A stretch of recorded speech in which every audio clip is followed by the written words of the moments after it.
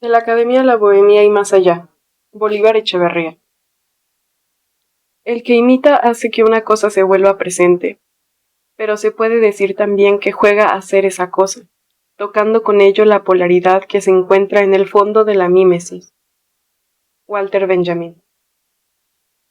El aparecimiento de las vanguardias artísticas del arte moderno introdujo toda una revolución en la manera de hacer arte que era propia de la época moderna. Esta apreciación tiene un amplio consenso entre los tradicionalistas del arte y de la historia del arte. Un completo desacuerdo reina, en cambio, en la interpretación de este hecho. ¿En qué consistió propiamente esa revolución? Las ideas que propongo a continuación pretenden contribuir a la discusión que busca una respuesta a esta pregunta. Espero que para aclararla y no para confundirla más. El hecho mismo de esta revolución ha sido objeto de innumerables descripciones. Escojo una al azar, bastante representativa. Los creadores del arte moderno, especialmente en la pintura, entendían lo siguiente por mímesis o imitación de la naturaleza, una reproducción lo más fiel posible de las cosas reales, percibidas sensorialmente. Veían en el naturalismo el cumplimiento de este principio de una repetición fiel al aspecto natural que ofrecen las cosas. Por su parte, los contemporáneos de estos artistas consideraron inaceptable el atrevimiento de su obra cuando vieron que, al retratar los objetos, comenzaban a alterar arbitrariamente sus formas y sus colores, y a hacer abstracción de la realidad observable hasta el punto en que se volvía imposible reconocer qué de las cosas conocidas por otros era lo que estaba representando en el mundo de las imágenes. Se comenzó a hablar, entonces, del arte abstracto, y se vio en el polo contrario más extremo frente al arte naturalista. Si examinas la revolución del arte moderno descrita de esta manera, lo que salta a la vista es el hecho de que con ella parece haberse dado un vuelco o giro de 180 grados en la ubicación del objeto o telos perseguido por los artistas en su trabajo, de dirigir su esfuerzo a la meta de aumentar la cercanía que el parecido o similitud de lo formado en su obra guarda con el modelo exterior de ella. Estos artistas pasaron a encauzarlo precisamente hacia la meta contrapuesta, hacer presente, enfatizar y exagerar incluso la inmensa lejanía de esta similitud, aunque sin dejar de suponerla en última instancia. Te diría que no están interesados en maximizar la cercanía o minimizar la lejanía de esa similitud, que lo que persiguen no es la representación del modelo capaz de producir un conocimiento estético del mismo, mientras más verista, más gozoso, sino, por el contrario, en establecer una muy peculiar asociación mimética con él, que se despreocupa de su evidente falta de verismo, pues lo que le interesa es otra cosa, producir un desquiciamiento del hecho de representar en cuanto tal. Más en general, son artistas que parecen rechazar la posición de poder desde la que el artista convierte al mundo en simple modelo de sus reproducciones y hace del público un simple espectador o receptor pasivo de las mismas. Y además, parecen dudar profundamente de que una obra de arte pueda cerrarse o concluirse jamás mientras haya alguien, aunque sea él mismo, pero en otro momento, que aún no ha disfrutado de ella. Para ellos, la obra de arte se hace con el fin de vivir en el mundo de una manera especial, y no con el de dominarlo. Por esta razón, ella es sobre todo algo más que un producto que el creador ha alcanzado y que entrega al espectador. Salta por encima de la separación de funciones entre emisor y receptor. Está hecha para quedar siempre inconclusa, pues este último, que es quien en verdad la completa, nunca termina de ser un receptor diferente. Suele reconocerse en la obra de los pintores impresionistas el comienzo de la historia de las vanguardias, del arte moderno. En efecto, la rebelión ante la tarea impuesta al arte por la modernidad consiste en que, más allá de dejar a medias la obra de arte, en estado de mero bosquejo, según les parecía a sus contemporáneos, lo que hacen es explorar intencionalmente en ella su ser necesariamente un bosquejo, una representación que no cumple su propósito porque duda de sí misma como tal. Al sustituir la percepción precisa, al, sustitu- sis- al sustituir la percepción precisa, analítica, de la obra de arte por otra difusa, en Gestalt, el impresionismo se aparta de la creación-contemplación de la misma, que la venía tratando como un objeto cerrado y terminado. La precisión verista o el acabamiento realista de la misma, que estarían dirigidos a pasar un examen epistemológico, no solo resulta para él un rasgo o virtud inútil, inesencial de la obra de arte, sino que implica toda una tradición al tipo de percepción que correspondería a sí misma. Paradójicamente, una recepción gestáltica, desatenta o no reconcentrada, para hablar, como lo hará más tarde Walter Benjamin. No es necesariamente el indicio de una indiferencia del receptor ante la obra de arte, sino todo lo contrario, como es notorio en la recepción, intensa pero subliminal o subconsciente, que tienen las obras arquitectónicas, cuyo consumo, en tanto que valores de uso, se da bajo el modo de un habitarlas, que al hacerlo las interpreta como si fueran una partitura.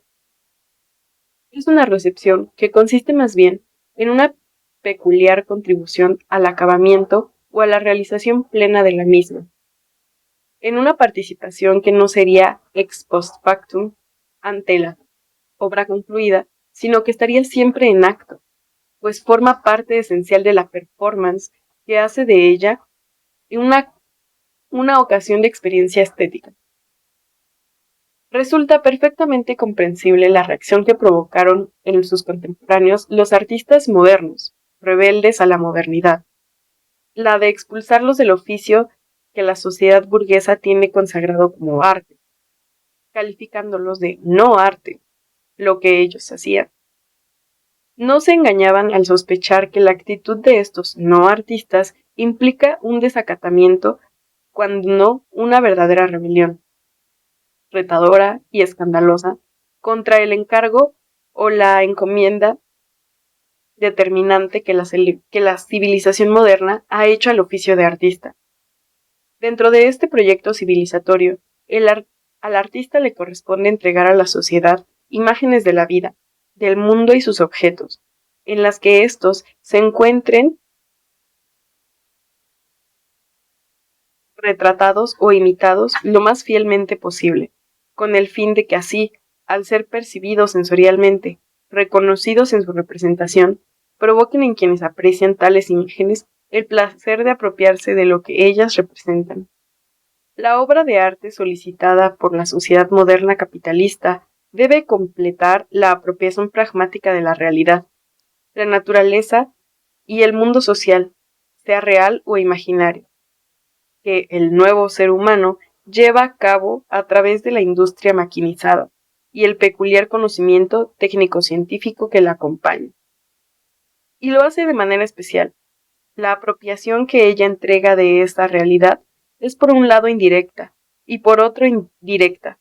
Indirecta porque en el objeto que ella vuelve apropiable, la realidad misma no está allí, sino sustituida o representada por un símbolo o simulacro suyo, y directa o placentera estética, porque el símbolo que representa esa realidad es aprehendido como una especie de adelanto cognitivo sensorial de la verdadera apropiación de la realidad, la apropiación pragmática, que se cumple con los productos del trabajo humano industrializado. Obras como las del arte moderno y sus vanguardias, que, lejos de halagar este afán de apropiación simbólica del mundo, lo cuestionan y hacen burla de él, son en principio obras inaceptables que deben ser excluidas de la vida normal o formal consagrada por la modernidad. El planteamiento de los artistas de vanguardia, que se manifiesta sobre todo en la práctica, aunque también en la teoría, impugna ese encargo o misión que la sociedad adjudica al arte,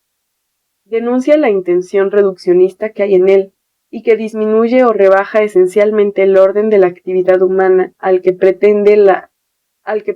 la actividad artística en tanto que promotora principal de la experiencia sui generis que en la experiencia estética. Se rebela contra la convicción moderna capitalista de que el goce estético tiene su dimensión más adecuada en el orden esencial de la apropiación cognoscitiva del mundo. Su actitud es profundamente anticognoscitista. Es preciso recordar aquí que esta actitud de desacatamiento del encargo moderno al arte no aparece recién en la segunda mitad del siglo XIX. Ya antes, durante toda la historia moderna, fue la actitud que estaba secretamente en la base de la producción de los artistas más fascinantes desde el Renacimiento hasta el Romanticismo, de Miguel Ángel y Da Vinci a Goya y Delacroix, pasando por el Tiziano, Velázquez o Rembrandt, por mencionar solo la pintura y solo unos cuantos nombres famosos. En las obras de todos ellos es notorio que el acto de la representación o imitación de la realidad se encuentra subordinado al modo en que se lleva a cabo, un modo que es en sí mismo cuestionador del hecho de representar y que solo fue apreciado entonces como una maniera o estilo inconfundibles, un toque o un aura singular e irrepetible. Ya Casimir Malevich, en el Manifiesto Supremacista de 1915, observó agudamente: hay en la historia del arte a partir del Renacimiento un modo de producir objetos representativos de la realidad exterior a ellos que exige un trabajo sobre la objetividad misma del objeto representado y que lleva a esa objetividad hasta el límite de la evanescencia. Es el trabajo que se distingue por debajo de las obras de estos artistas excepcionales. En efecto, la actitud rebelde al mandato, que subordina lo estético a lo cognoscitivo, no es extraña a todo lo largo de la historia del arte en la época moderna.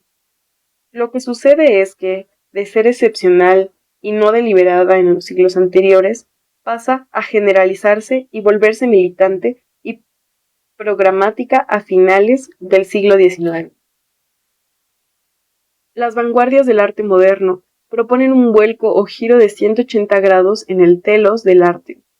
de perseguir el conocer placentero de una apropiación cognoscitiva inmediata en la representación del mundo, pasa a buscar simulacros del mundo capaces de provocar un desquiciamiento gozoso de la presencia aparentemente natural del mismo. Más radicalmente, se trata de un vuelco o giro que trae consigo la propuesta de una redefinición de la esencia del arte, de una reubicación de su pertenencia dentro del conjunto de la existencia humana. De tener el arte su matriz en el comportamiento social de la producción pragmática, debe pasar a tenerla en otro de un orden completamente diferente, el comportamiento del dispendio festivo. En la segunda mitad del siglo XIX, el artista efectúa un desplazamiento que, más allá de la anécdota, tiene mucho de sintomático. Cambia una residencia, abandona la academia y se adscribe a la bohemia. Su lugar deja de estar en los talleres destinados al oficio, bien dotados pero alejados de la vida popular. Lo encuentra ahora en lugares como el Moulin de la Galette, donde la vida se libera de su compulsión productivista. El no a la representación pragmática que este arte, altermoderno, más que moderno, pone en práctica se acompaña de un sí a la mímesis festiva.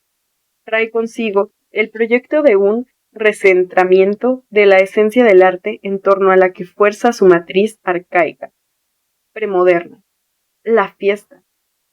El rechazo a la academia y la predilección por la bohemia expresan un medio de la ebullición progresista de París, capital del siglo XIX. Este profundo cambio es un escenario vital reconocido como propio por la actividad artística. La fiesta suele entenderse como un hecho secundario dentro de la vida normal, como un acto de catarsis en el que ella se deshace más o menos periódicamente de la energía brutal o salvaje que ha sobrado y se ha acumulado después de la represión a la que debe someterla la vida civilizada a fin de garantizar la vigencia de sus formas. Mirar en ella otra cosa que no sea un mero apéndice de la vida productivista o, más aún, considerarla como un modo de ser esencial de la existencia humana, de jerarquía perfectamente equiparable, si no es que superior, a la de un modo de ser no festivo. Es algo que solo pudo aparecer después del libro de Nietzsche sobre la tragedia griega, contemporáneo tanto del surgimiento del proyecto comunista de una modernidad alternativa a la capitalista, como del nacimiento del llamado arte moderno y sus vanguardias. En la existencia festiva, el ser humano parece encontrarse fuera de sí mismo. Si se supone que al estar en sí mismo, que sería lo más deseable, corresponde exclusivamente a la existencia entregada por entero a la actividad reproductora de la especie y de los bienes terrenales necesarios para sostenerla. En efecto, los mismos lugares en los que discurre la existencia productivista son sometidos a una transfiguración para fines de la existencia festiva. El tiempo mismo se desentiende del ritmo mecánico del movimiento pragmático y se atiende ahora a otros, completamente alterados. El propio cuerpo humano que produce y se reproduce se ve acondicionado para ella por alimentos, bebidas y olores inusuales, embriagadores o alucinantes. El mundo de la rutina se encuentra convertido en otro mundo. Si no abolidos, el telos y las normas de la existencia pragmática parecen suspendidos, fuera de vigencia, reemplazados temporalmente por otras instancias imprecisas que sólo aproximadamente pueden ser llamadas telos y normas. Y es que la existencia festiva consiste en un simulacro, en su mundo aparte, de trance o traslado, sobre un escenario ceremonial construido ex profeso. Hace como si, juega a que gracias a ella, a su desrealización teatral de lo real, a su puesta en escena de un mundo imaginario, aconteciera por un momento un vaivén de destrucción y reconstrucción de la consistencia cualitativa concreta de la vida y su cosmos. Un vaivén de anulación y restablecimiento de la subcodificación que, en cada caso, singulariza o identifica a la semiosis humana, y por lo tanto, un ir y volver que deforma y reforma las formas vigentes en una estructuración de un mundo de la vida determinado. La experiencia del éxtasis en torno a la que se desenvuelve la existencia festiva es la de un retorno mimético al statu nascendi de la contraposición entre cosmos y caos, al estado de plenitud de cuando la subcodificación de la semiosis humana se está constituyendo. Lo informe está adquiriendo forma y lo indeseable está volviéndose decible, de cuando la objetividad y la subjetividad, de cuando la objetidad y la subjetividad están fundándose. Fuera de sí, el ser humano de la existencia festiva da, sin embargo, indicios de ser indispensable para el que está en sí, el no festivo, básico o normal, que se postula a sí mismo como prioritario. Es como si, paradójicamente, por debajo del telos manifiesto de éste, la acumulación del productivo y la procreación, su existencia productivista supusiera otro secreto, que ella debe mantener reprimido, pero sin el cual no puede seguir adelante, porque es la condición sine qua non del primero, el telos de la satisfacción ilimitada del productor, del consumo dispendioso, de los bienes terrenales producidos por él. Ese telos es precisamente que parece ser el que guía a la existencia festiva. La fiesta es la versión más acabada del comportamiento del Homo ludens, estudiado por Huizinga. Se conecta con el juego como el segundo tubo de un telescopio lo hace con el primero. Es en verdad el mismo juego, pero en un nivel o escala superior, ha pasado de ser la puesta en contingencia de la necesidad de todo cosmos en cuanto tal, de la vigencia de su capacidad de dar normas o reglas, a ser la puesta en contingencia de la necesidad de la forma de ese cosmos como un mundo de la vida concreto o identificado, de las realizaciones concretas de las reglas o normas cósmicas. Se trata de un juego que trabaja ahora, no abstractamente sobre la factualidad del cosmos como un sistema formal, sino sobre la factualidad sustancial del mismo, sobre la clave cualitativa de la totalidad de formas de un mundo de la vida concreto. En la fiesta, tiene lugar una ruptura o interrupción virtual y pasajera del modo ordinario de la existencia humana mediante la irrupción disruptiva en medio de ella de lo que podría acontecer en el modo extraordinario de la misma. Es como si en ella el caos, lo otro, humanizado o domesticado, como la contraparte del cosmos humano, lo hiciera un gesto de amenaza, fingiera hacer estallar esta humanización o domesticación que lo tiene aherrojado, destruirla, si sea lúdicamente, para reconstruirla después. Sea en la versión pública, abiertamente ceremonial, del individuo colectivo, o en la versión íntima e improvisada del individuo singular, cuyo ejemplo sería por antonomasia el estado del amor pasional, la exigencia festiva reactualiza miméticamente y de manera enfática y concentrada el fundamento mismo del modo peculiar del ser humano. Esto es, la libertad, la capacidad de crear órdenes necesarios a partir de la nuda contingencia. Lo hace después de encontrar ese fundamento en los brotes excepcionales que hay de él en la existencia productivista, ordinaria o cotidiana, así como en la memoria que queda de cuando se manifestó originalmente en la existencia extraordinaria, y en el deseo de que vuelva a manifestarse. Y la existencia festiva dispone para ello de un discurso propio, que no sólo la expresa y sale de ella, sino que también retorna a ella, invocándola el discurso místico. Definida como uno de los dos hemisferios o las dos dimensiones de la vida cotidiana, el rutinario, pragmático o productivista, y el disruptivo, dispendioso o lúdico. La existencia festiva vuelve evidente una bipolaridad o maniqueísmo estructural que parece caracterizar al modo del ser humano, con sus dos comportamientos contrapuestos y complementarios, el que corresponde al momento ordinario de la existencia, que sería un comportamiento automatizado u orgánico, autoconservador y esencialista, y el que corresponde al momento extraordinario de la misma, que sería libre o transnatural, autocuestionador y existencialista. Lo mismo en su versión política que en su versión privada. El comportamiento en libertad, que se afirma como una transnaturalización o trascendencia del automatismo animal, solo puede ser un hecho inestable y efímero, pues toda estabilidad y permanencia implica una esencialización o renaturalización que vendría a negar ese trascender. Es como un brote excepcional en medio del continuum rutinario de la existencia cotidiana, pragmática y productivista. Un brote que debe desvanecerse para que el otro comportamiento básico del ser humano, el comportamiento orgánico o automático, retorne dialécticamente, y él se convierta de nuevo en motivo de añoranza. El hemisferio disruptivo festivo de la existencia cotidiana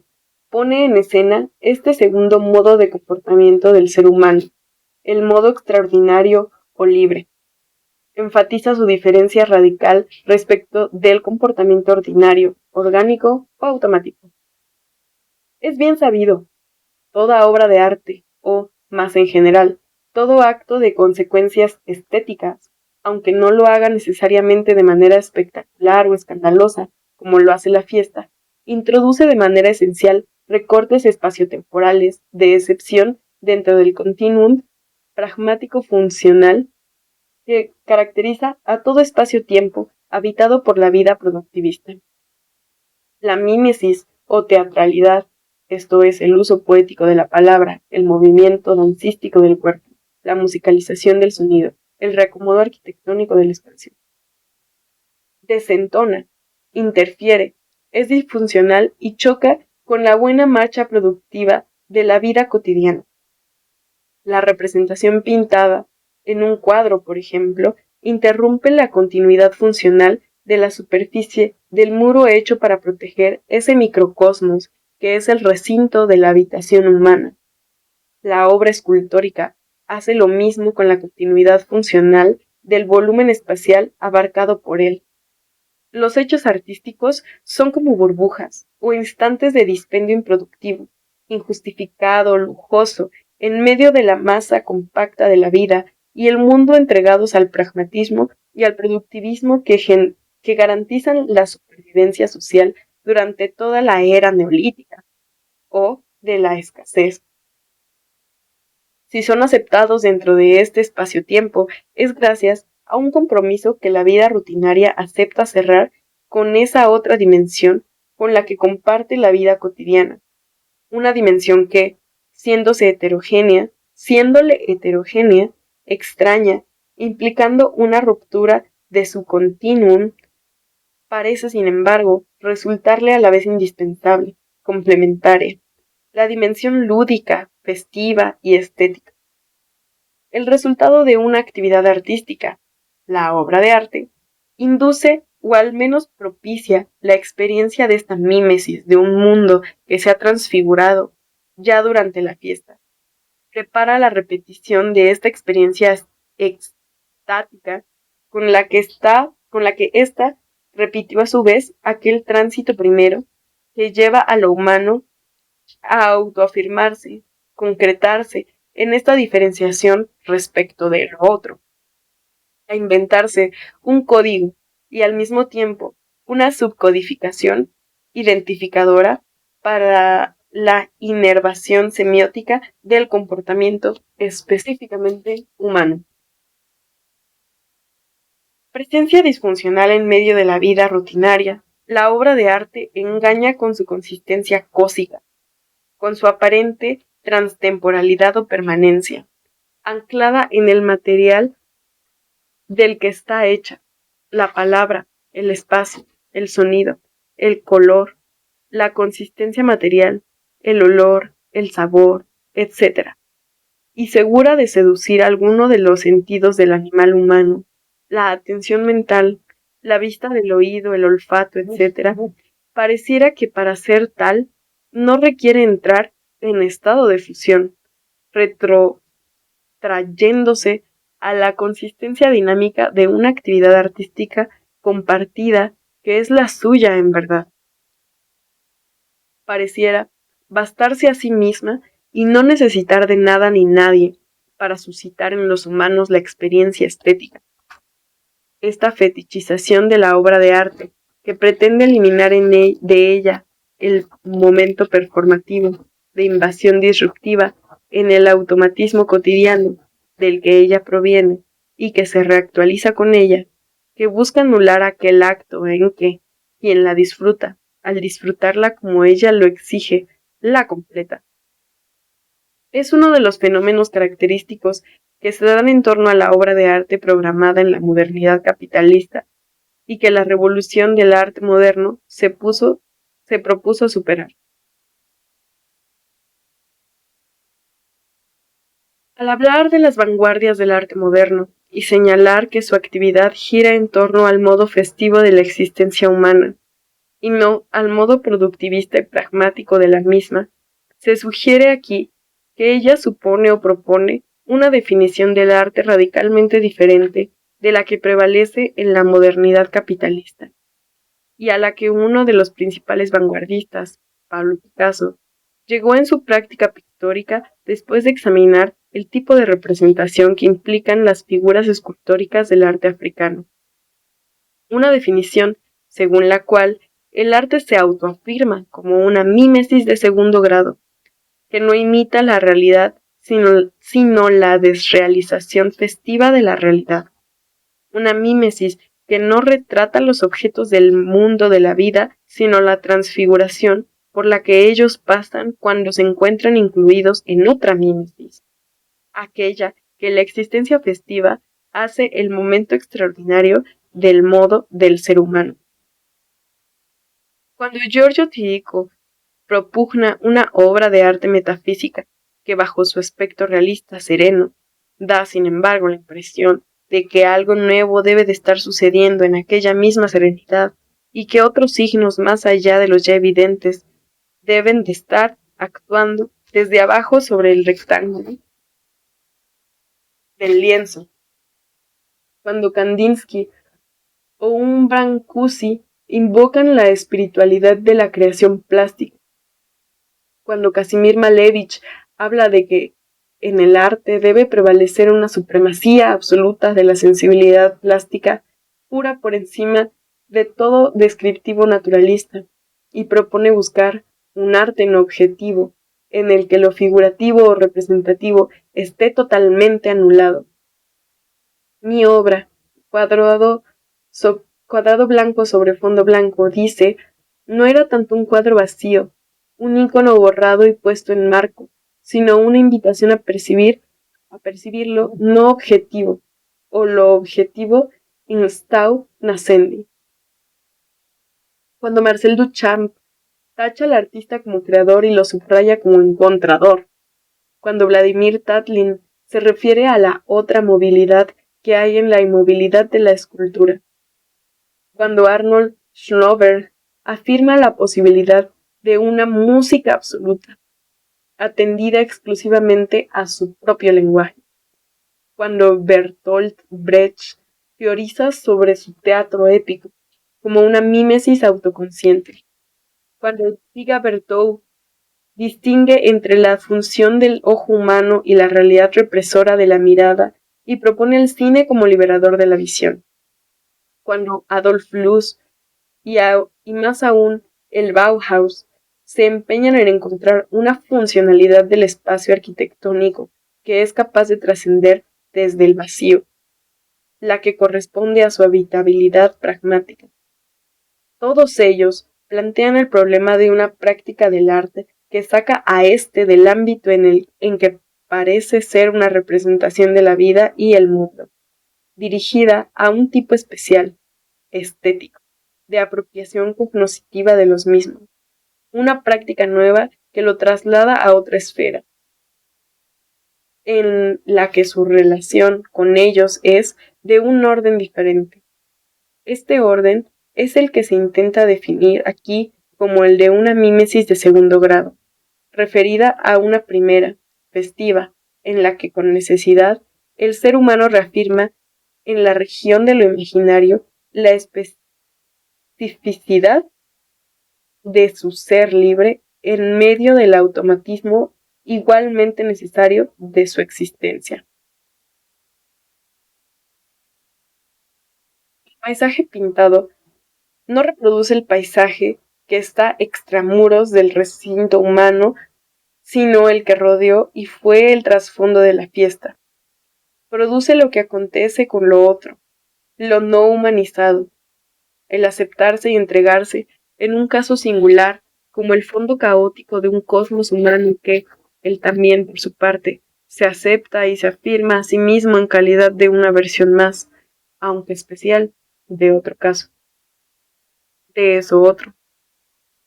No es la manzana real, pragmático-empírica, que adorna la mesa y llama a ser mordida y a endulzar y refrescar la boca, la que está pintada, retratada o representada en el cuadro de Cézanne. Pero es innegable que en él hay algo así como una representación de esta manzana. Podría decirse que lo que en él está representado es una especie de proto-manzana, el fruto del manzano, en tanto que visto, olido, tocado, mordido y saboreado, pero todo ello solo mientras acontece el momento de reactualización festiva de un hipotético hecho fundante en que el manzano habría dejado de pertenecer solo a la cadena ecológica y habría aceptado convertirse sobre todo en alimento humano, en vehículo de una forma gustativa, un sabor, de una significación práctica inventada o creada por el ser humano, improvisada e introducida por él allí donde antes no había nada. No el objeto de la praxis productivo-consuntiva, sino el fantasma festivo. De ese objeto es lo que el pintor tiene ante sí como un modelo virtual para su trabajo de reproducción. El arte sería así la actividad humana que se concentra en el intento de repartir, de repetir en condiciones de una cotidianidad no festiva la experiencia que acontece en el recorte espaciotemporal de aquella mímesis festiva que reactualiza alucinadamente este espacio-tiempo profundo. Sea en lo hondo del tiempo pasado o en lo hondo de la jet set o el tiempo de ahora del que habla Walter Benjamin, en el que un primer tránsito, fundador del cosmos, hace que la vivencia de lo otro, como tal, que sería insoportable, como la presencia del ángel de lo bello en la elegía de Rilke, sea efectiva, esto es, que aquello absolutamente inefable se vuelva una contrapartida del cosmos y sea ya solo un caos o vaciedad de sentido, que lo indistinguible se vuelva palpable, audible, visible y adquiera consistencias, olores y sabores, tonalidades y ritmos, perfiles y colores, que lo informe se convierta en una presencia perceptible, dotada de forma, que lo indecible y desconcertante resulte decible y concertador.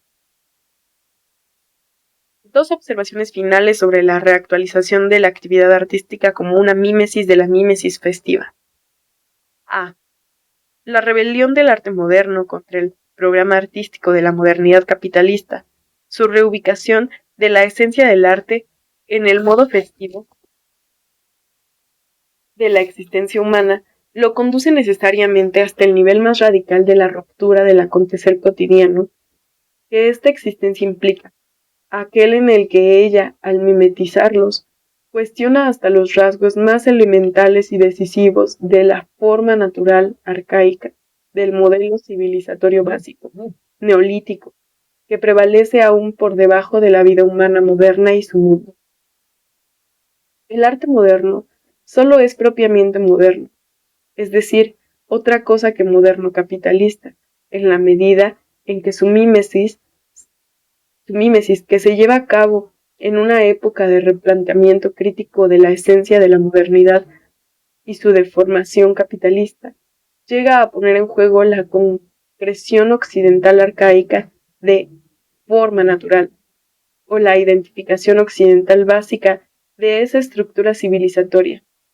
Dicho en otras palabras, en la medida en que llega a profanar, desacatar y hacer burla del canon que refleja el ideal o la propuesta de perfección de forma natural, en la medida en que alcanza a poner en duda y relativizar su definición práctica de la belleza.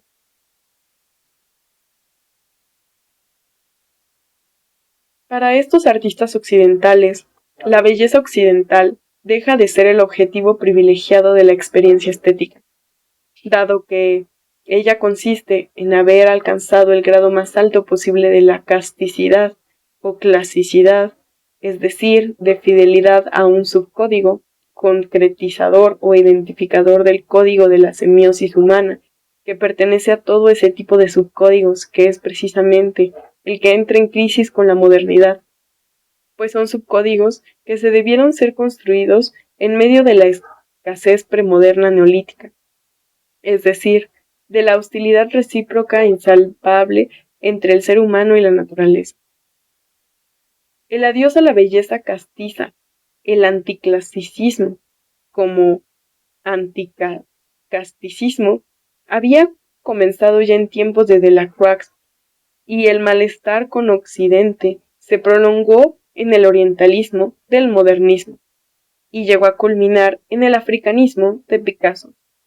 al que poco más tarde se sumarían dos abominables ismos que fueron reunidos por la cultura oficial del Estado nazi para montar la magna exposición Entartete Kunst, arte degenerado, en 1938. La fealdad de una señorita de Aviñón, si se les compara con la belleza de una de las mujeres pintadas por Ingres en un harén, no es para los artistas de vanguardia un obstáculo, sino por el contrario, el mejor de los accesos a la experiencia estética. B. A mediados del siglo XIX apareció en Europa este movimiento social y político que se autodenominó consumismo, que se autodenominó comunismo, y que desde entonces pretende transformar la sociedad burguesa o moderna mediante una revolución capaz de sustituir el modo capitalista de reproducir la riqueza, sobre el que ella se sustenta, un modo de reproducción que impide al ser humano ejercer su autarquía política y que necesita explotar sin piedad a los productores e incluso eliminar a muchos de ellos. Por otro lado, de organizar la vida social en el que dentro de la abundancia de bienes que ya es alcanzable, prevalezcan la libertad, la igualdad y la fraternidad. En tanto que revolucionario, este movimiento se traslada fuera de la política cotidiana, se ubica en la dimensión extraordinaria de lo político, allí donde la libertad propia de la existencia humana se ejerce en toda su radicalidad al fundar y volver a fundar las formas elementales de la convivencia humana. Los revolucionarios, los que habían entregado a cambiar el mundo, cambiar la vida, avanzaban sobre la misma calle por la que transitaban los artistas revolucionarios o vanguardistas del arte moderno. La confusión era inevitable. Para muchos, la revolución en el ámbito de lo imaginativo y la revolución en el plano de lo real parecieron ser una y la misma cosa. En efecto, el modo festivo de la existencia humana, en referencia al cual el arte de las vanguardias afirma su especialidad, se encuentra en una relación mimética con el acontecimiento extraordinario por excelencia, que es el de fundación o refundación de las formas concretas, lo mismo de la sociedad humana que de la interrelación con lo otro, lo no humano, es decir, con el acontecimiento de la revolución. El arte comparte con la fiesta su carácter de revolución efímera. Hay que añadir a esto que, para completar su propia revolución, los vanguardistas del arte moderno necesitaban que una revolución se realizara también en la vida. Una revolución que ellas veían comenzar teniéndoles precisamente a ellas como desatadoras del proceso. La nueva relación entre autor y disfrutador de la obra de arte requería no sólo la permutabilidad de las funciones del emisor y receptor, sino el establecimiento de unas condiciones sociales en las que la actividad que produce oportunidades de experiencia estética no estuviese recluida en la órbita del arte profesional, sino fomentada en la cotidianidad. Y esto no sólo como una compensación intermitente de su rutina, sino como un quiebre o pliegue permanente de la misma, conectada dialécticamente con ella. Contribuir al establecimiento de estas condiciones era algo que este arte de vanguardia consideraba como una tarea suya. Pero también, para la revolución que se abría paso en el plano social y político, la coincidencia con la revolución dentro del arte era un hecho de importancia esencial. Solo la radicalidad de avances civilizatorios que caracterizaba a este nuevo arte en tanto que reinsertado en la existencia festiva y dotado de una destructividad implacable, podía enseñarle a ella que cambiar el modo de producción de uno capitalista a uno comunista implica ir hasta el fondo, hasta allí donde las formas arcaicas de la vida y su mundo, reproducidas oportunistamente en la modernidad capitalista, por debajo de sus pretensiones ilustradas de innovación, necesitan sustituirse por otras construidas a partir de esas posibilidades de una abundancia y una emancipación armónicas con la naturaleza que dejó abiertas el advenimiento esencial de la modernidad. Con la Segunda Guerra Mundial y la destrucción de Europa por el nazismo y sus vencedores, las vanguardias de arte moderno completaron su ciclo de vida. El nervio revolucionario que las llevó a sus aventuras admirables se había secado junto al fracaso del comunismo y el fin de toda una primera época de actualidad de la revolución. La industria cultural, es decir, la gestión capitalista de las nuevas técnicas artísticas y el nuevo tipo de artistas y públicos, ha sabido también integrar en su funcionamiento muchos elementos que fueron propios del arte de esas vanguardias, y hacer incluso del arte de la ruptura un arte de la tradición de la ruptura, un arte que retoma su oficio consagrado en la modernidad realmente existente a la academia restaurada como academia de la no academia, regentada por críticos de arte, galerías y mecenas. Pero es interesante advertir que el giro vanguardista de hace 100 años que recondujo el arte al ámbito desquiciante de la existencia festiva no ha podido ser anulado, y que hoy en día una extendida estetización salvaje de la vida cotidiana practicada por artistas y públicos improvisados, ajenos al mundo de las bellas artes de festival, parece indicar que, pese a todo, no todo está perdido.